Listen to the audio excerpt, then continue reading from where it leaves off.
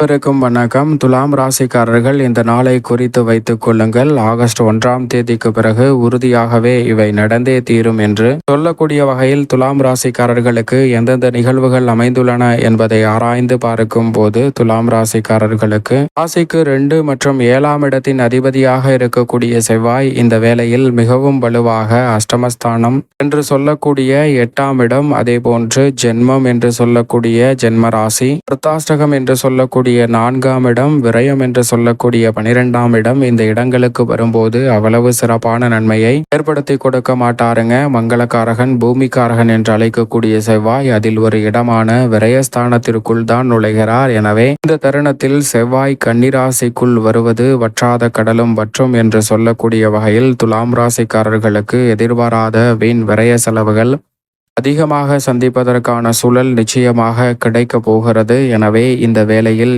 எந்த ஒரு பணியாக இருந்தாலும் இந்த வீண் விரய செலவுகளை துலாம் ராசிக்காரர்கள் தவிர்க்க வேண்டும் என்றால் உறுதியாகவே முன்கூட்டியே நன்கு திட்டமிட்டு சிறப்பாக செயல்பட்டால் மட்டும்தான் அது சாத்தியம். இல்லை என்றால் தேவையற்ற வீண் விரய செலவுகளை சந்திக்க வேண்டிய சூழல் உருவாகலாம். வற்றாத கடலும் வற்றும் என்று சொல்லக்கூடிய வகையில் எதிர்பாராத சங்கடங்கள் நிறைந்த சந்தர்ப்பங்கள் உருவாகுவதற்கான சாத்தியக்கூறுகள் உண்டு. எனவே இந்த வேளையில் அதிக கவனத்துடனும் விழிப்புணர்வுடனும் மற்ற ராசிக்காரர்களை காட்டிலும் துலாம் ராசிக்காரர்கள் சற்று கூடுதல் கவனத்துடன் செயல்பட வேண்டும். ஏனென்றால் வலுவாக விரயத்திற்குள் நுழைந்திருக்கிறாருங்க. எனவே எதிர்பாராத வீண் விரய செலவுகள் உண்டு. ஆனால் அதே வேளையில் வீண் விரய செலவுகளை சுப விரயங்களாகவும் முதலீடுகளாக மாற்றுவதற்கான வாய்ப்பும் நிச்சயமாக உண்டு என்பதை திட்டவட்டமாக செவ்வாய் உறுதிப்படுத்தி கொடுக்கிறார். எனவே சேமிப்புகள் கரையும் என்று இருக்கக்கூடிய இந்த சூழலில் அவற்றை மற்றொரு வடிவமாக மாற்றி வையுங்கள். பூமிக்காரகனின் அமைப்பால் பூமி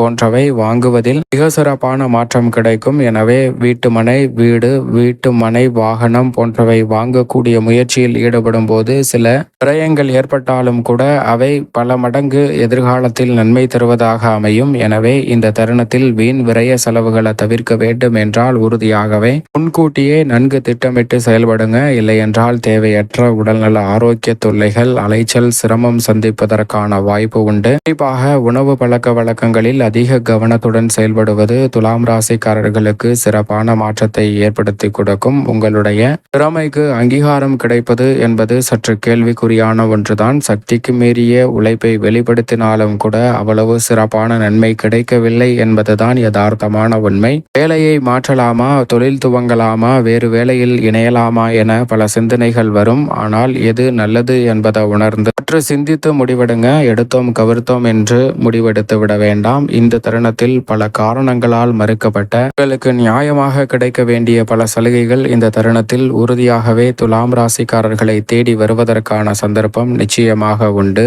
எனவே இந்த தருணத்தை தவறவிடாமல் நுணுக்கமாக பயன்படுத்தி கொள்ளுங்கள். மேலும் சாதகமாக மாற்றிக்கொள்ள உறுதியாகவே துலாம் ராசிக்காரர்கள் இந்த வேளையில் வாரத்தில் செவ்வாய்க்கிழமை விரதமிருந்து அருகாமையில் உள்ள முருகப்பெருமான் ஆலயம் சென்று தீபம் ஏற்றி வழிபாடு செய்யுங்கள். தடைதாமதம் தகர்த்தெறியப்பட்டு துலாம் ராசிக்காரர்களுடைய வாழ்வில் மகிழ்ச்சியும் இனிமையும் நிறைவாக கைகூடக்கூடிய சந்தர்ப்பம் அற்புதமாக கிடைக்கும்.